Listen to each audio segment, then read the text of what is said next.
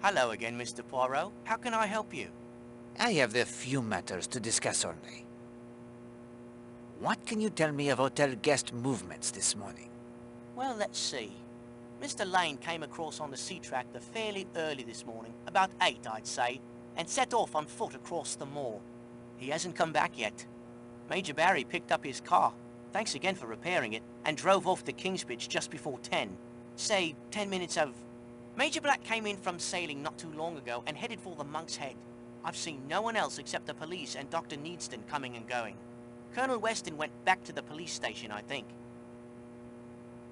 Do you know Mr. North? The day tripper gent with the binoculars? That is he. Haven't seen him today at all, but he has no trouble wading across the causeway on his own. He has been visiting Seadrift Island often? Every now and again over the past few months. Anything else I can help you with, Mr. Poirot? You did a bang-up job on that motor of Major Barry's. Do you have the handle of the winch used for the raising and lowering of the sails? No, but I can probably track one down for you. Come back later this afternoon.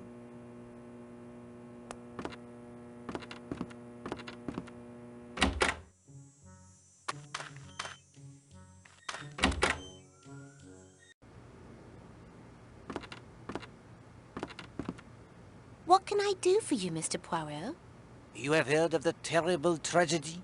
The murder of that wonderful actress, Mrs. Marshall? Oh, yes. I have been asked to investigate. Well, I'm sure you'll clear it up as fast as you found my missing post. Merci, madame. Did you see any of the hotel guests this morning? Yes. Major Barry came in around 9:30. He wanted to use the phone. Then he declared it wasn't private enough for his needs and said he'd drive into Kingsbridge instead. What do you suppose was so private he couldn't call from here? It's not as if I'm one to gossip. Of course not. Did you see anyone else? Yes. That young stepdaughter of Mrs. Marshall's came in to refill a prescription for her. What was the prescription? A sedative. Trianol. When was Mademoiselle Marshall here? Why, it was only a little while ago. Right before I heard the news of the murder. Hold on. Arlena was well dead by that time. Indeed, she had no more need of the sedatives. Thank you, Madame Hughes. That is all my questions.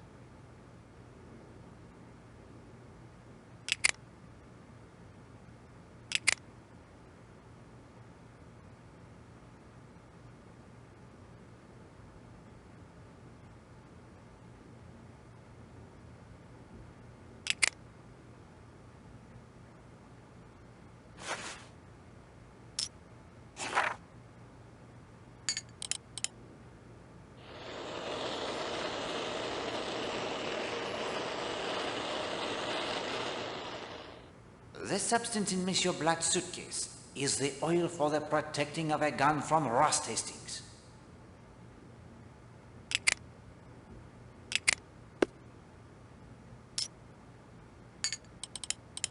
I am sorry, mon ami, but I do not think...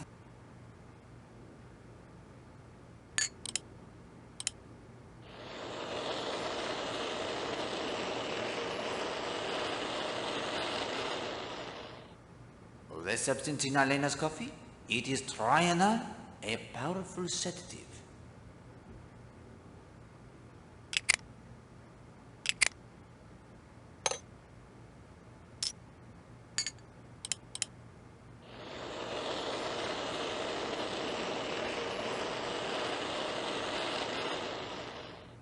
The bottle thrown from the balcony, it contained artificial suntan.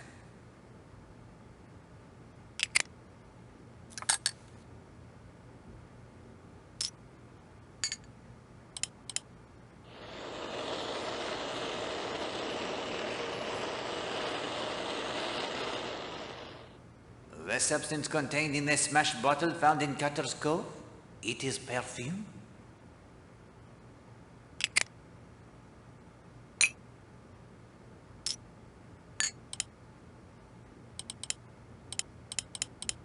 I am sorry, mon ami.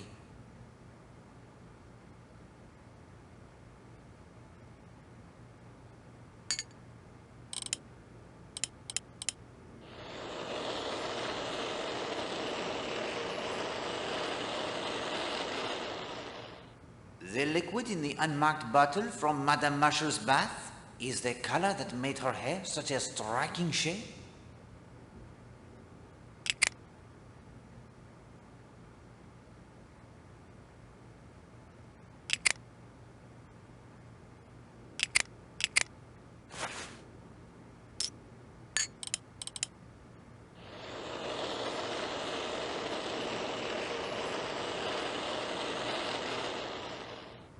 The blood found at the monastery ruins? It is from the chicken.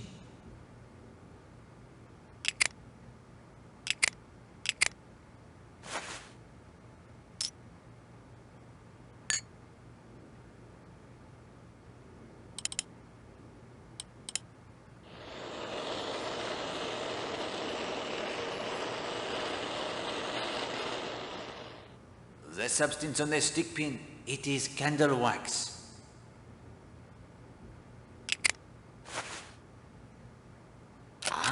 Almost there.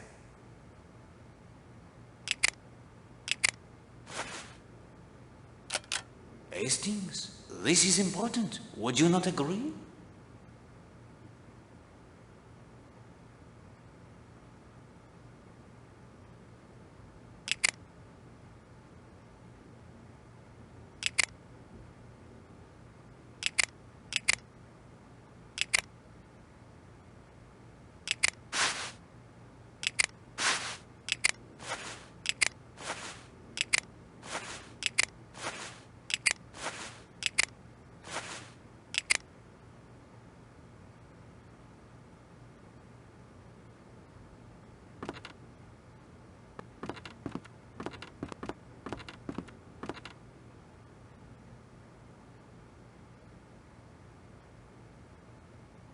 Thank you, sir. I'll send it off at once.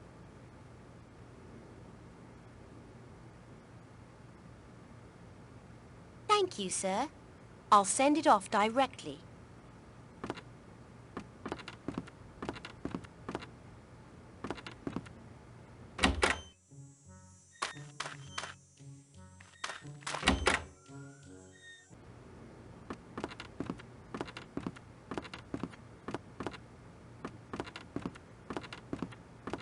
Hello, Poirot. Seems like the old place isn't so dull anymore.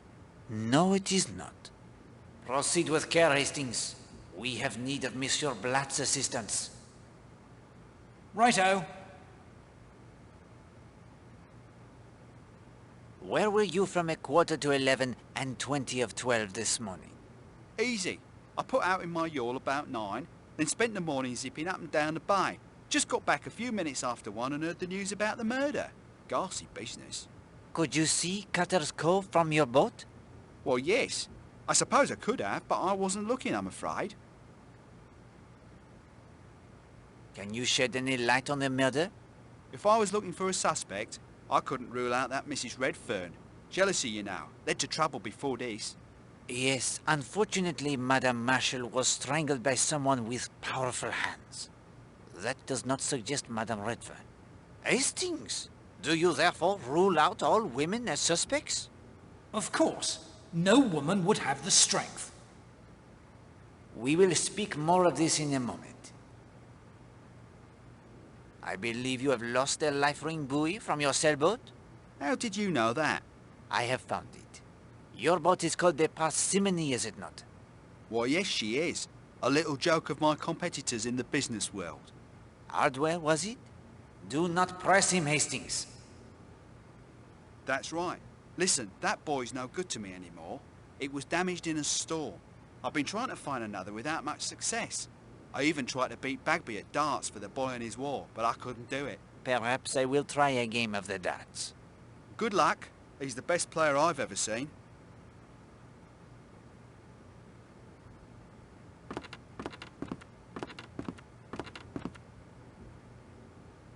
A regulation dartboard. Fancy a game, sir? Care to make a gentleman's wager? I will play you for that life ring buoy on your wall. Oh, very well. But it's worth 10 quid. Is it a bet? £10 for a boy? That's highway robbery. Only if he wins, Hastings. 10 quid against the boy. You throw first.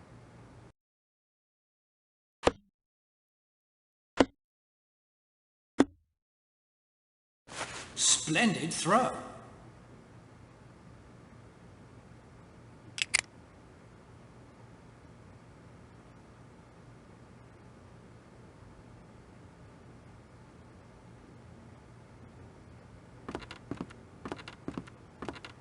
I have obtained the life ring buoy. So that's mighty nice of you, Poirot. Anything I can do for you in return? Do you have the compass I might borrow? Well, I guess I could let you use my compass. Not much use for it sailing round Leathercombe Bay. Mind you, return it though. Thank you, monsieur.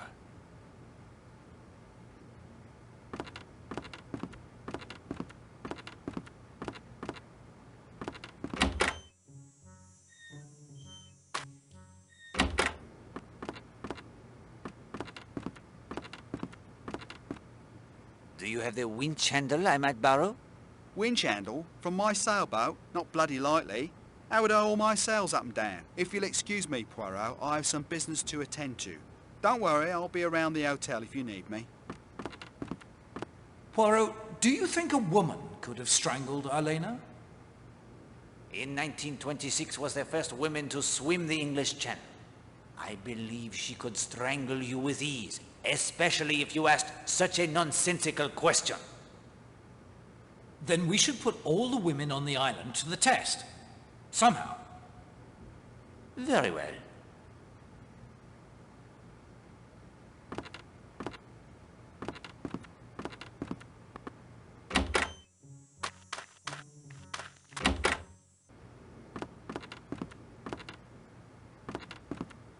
Poirot, any indications yet in Elena Marshall's murder? Indications, yes, but there is still work to be done, Colonel. Of course. How can I help? Has the body been moved from Cutter's Cove? Yes.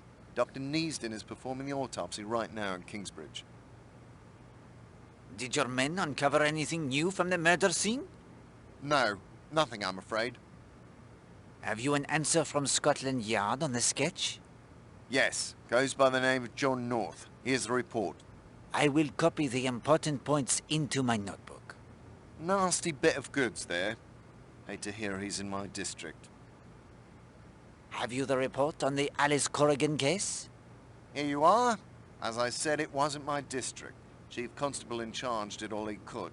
Eventually turned it over to Scotland Yard. They have a couple of men on it, I believe. Merci beaucoup. I will make the notes of my own. Husband's alibi looks unbreakable, and there are no other real suspects. Do you have the background checks on the suspects? Not yet, I'm afraid. Mrs. Castle is very nervous. She may attempt the escape. We're ready to follow if she does. I have here the letter, written to Elena, signed only J.N. Do you think you could have Scotland Yard ask among her acquaintances in London if they can identify this man? J.N.? It's not much to go on. Do you have anything else? This photograph of the red funds was taken by a Jimmy Nash, as you can see from the reverse side. Yes. I will ask Monsieur Redfern if he knows Monsieur Nash, but please send it along to Scotland Yard as well. It may help. Of course. Did Monsieur Blatt report to you that his boat had been fired upon? I'll say not. When was this? That I cannot tell you. He mentions an accident in the storm only. What storm? We've had fair weather for weeks now. Then why would he conceal such an attack? I could bring him in for questioning. Not just yet, please. Again, I would advise only to watch his movements should he leave Seadrift Island. I'll inform my men. Thank you, monsieur.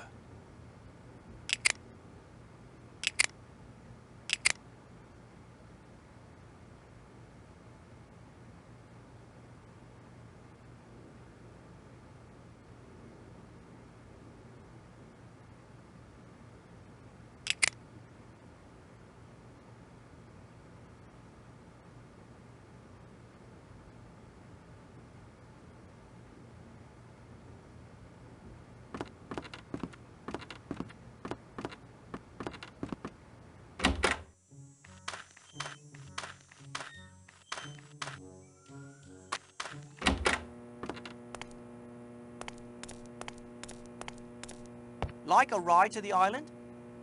Yes, please. Let's be off then. I have a theory about the murder. What if it wasn't murder at all? Suicide. I know what you're thinking. I know it's difficult to commit suicide by self-strangulation. But what if Miss Stewart was choking on something like a chunk of apple or something?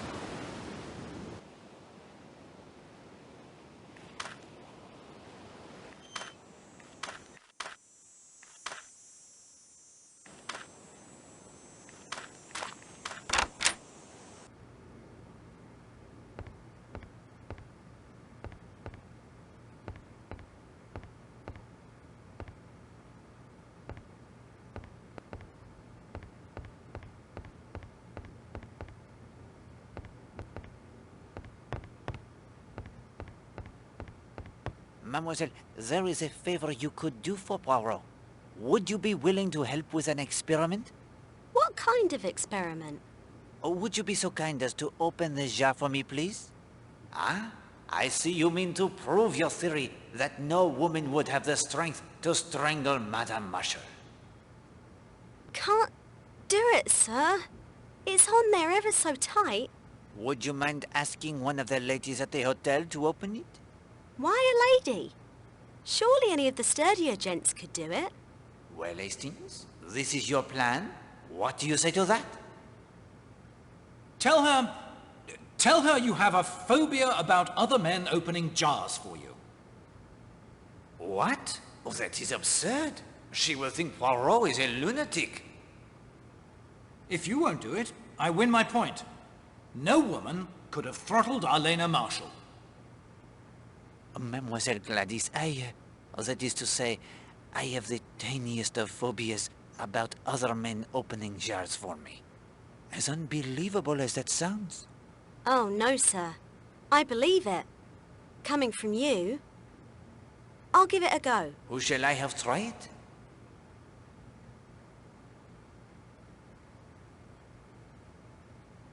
Mademoiselle Brewster.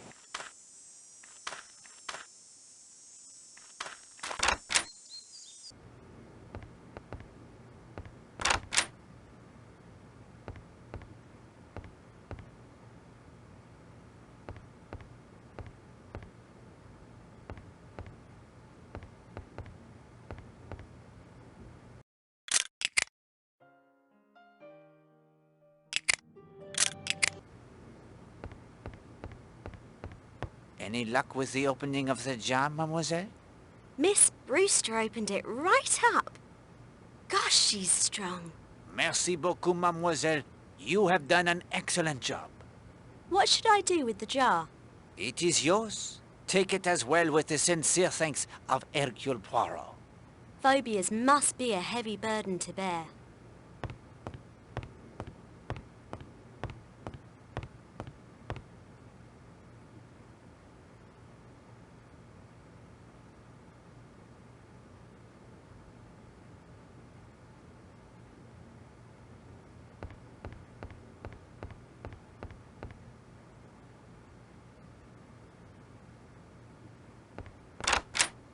I think this room...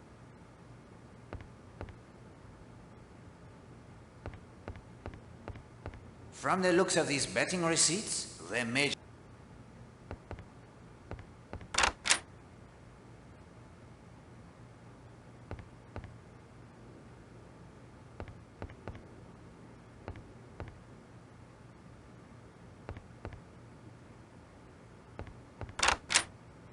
If I remember correctly.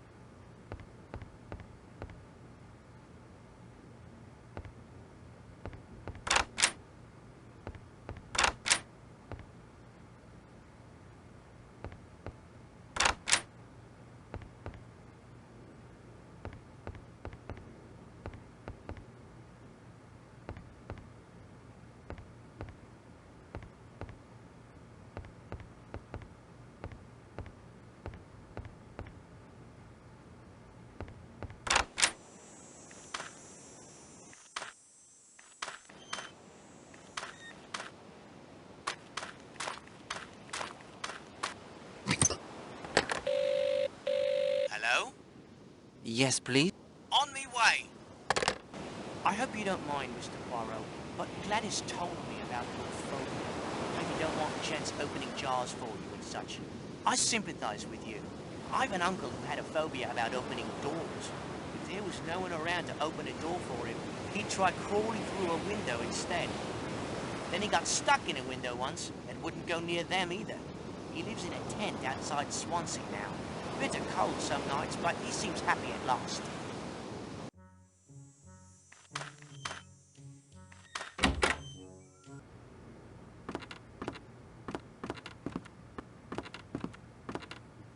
Are there any I'll just check. Sorry, sir. Nothing at the moment. We have already sent the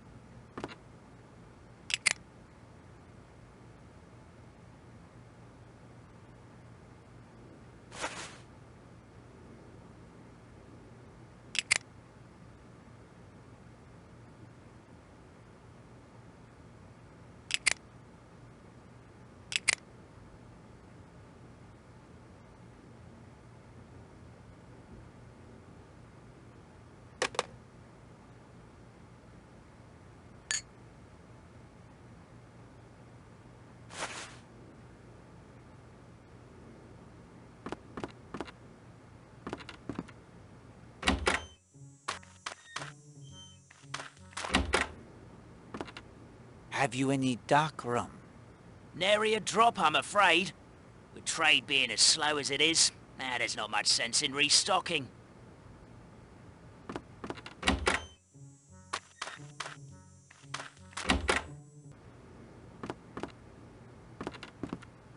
Sorry, Poirot, I have stacks of paperwork